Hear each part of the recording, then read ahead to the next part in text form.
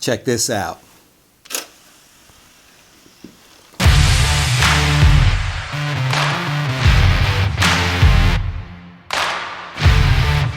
What's going on, everybody? It's Marty and I'm back with another video. And today I'm going to switch things up on you just a little bit. If you noticed my bumper at the beginning of my video, you probably saw something in there that said audio engineering. Well, that's where this video is heading today. Now, I teach audio recording, specifically Pro Tools, in this classroom right here. This is a Pro Tools HD environment with a completely automated system. And I know there's a lot of individuals out there that are looking to get started in the recording industry.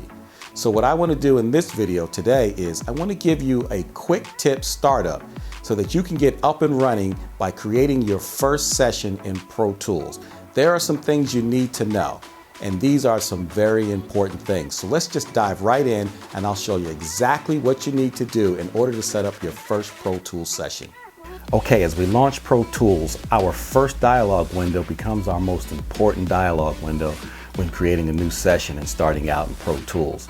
So we need to pay attention specifically to the details of all of the settings in this first dialog window. Let's go ahead and start by creating a blank session. All right, and the next thing we want to do in order to achieve optimum quality in this particular session, we want to make sure that we set our parameters appropriately. Let's always leave it at .wav, as that will deliver WAV files when we create audio recordings. The second thing we want to do here is keep our bit rating set to 24-bit, or in this case our bit depth set to 24-bit. 16-bit will give us a lower quality setting, so we don't want to use that. Let's just go ahead and use 24-bit. And our sample rate. Now, in most cases, you want to stay somewhere between 48 kilohertz or 96 kilohertz, depending on just how sharp or how crisp you want the recording to be. In my case, I usually always set my sample rate to 96 kilohertz because of the type of music that I'm doing, which is generally pop or R&B.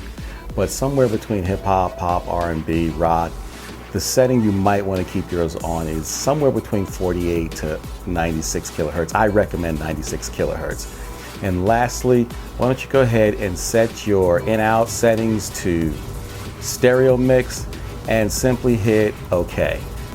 Now from this point, Pro Tools will launch another dialog box asking you to title your session and to give it a save location. So we'll simply title this one Audio Setup, and we'll find a location on our computer and save in that location. Now, it's important to recognize that when Pro Tools initially sets up its first session, it's establishing some folders, so when your content is being created, it has an area on your computer where it can store that information. And from this point, you actually have launched your first session within Pro Tools. Now, in order to get started with the actual recording process, you'll need to establish some tracks within your interface. And that can be done simply by going up to your tracks window, clicking on New, selecting the type of track that you need, which is either mono or stereo. And in some cases it's mono if you're dealing with vocals. In other cases it's stereo if you're dealing with musical sounds or anything that has a stereo track to it. So in this case we'll go ahead and choose stereo. And we can also choose the number of tracks that we want in this area right here. So we'll say 4 tracks, and we'll go ahead and hit the plus sign here, which will allow us to add additional tracks in our initial setup as well. One of the things we want to pay attention to is, in this case, is we want to start to go ahead and create our master fader while we're establishing our tracks. So we'll go ahead and create a master fader here, and then we'll simply go ahead and hit create. Now within Pro Tools, you'll always find your 2 basic windows. That is your edit window and your mix window.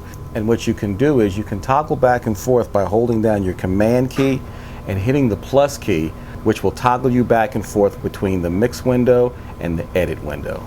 And as you can see, you have your initial tracks laid out here and your master track laid out here. And the same is represented on your mix window.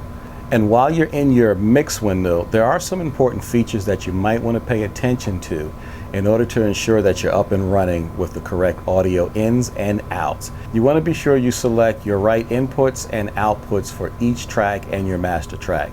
So for each track, in this case, if you're dealing with a Pro Tools version like this, which is the LE version, you want to make sure your analog is set for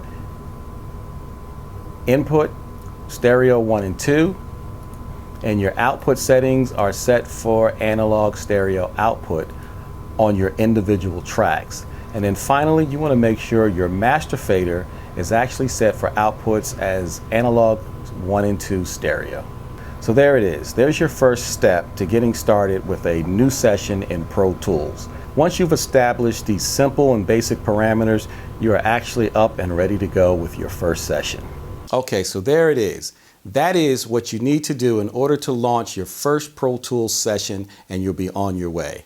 Okay, that's it for me in this video. I hope this little quick tip gets you up and running quickly and you're banging out some incredible projects. So until the next time, peace and thank you for watching.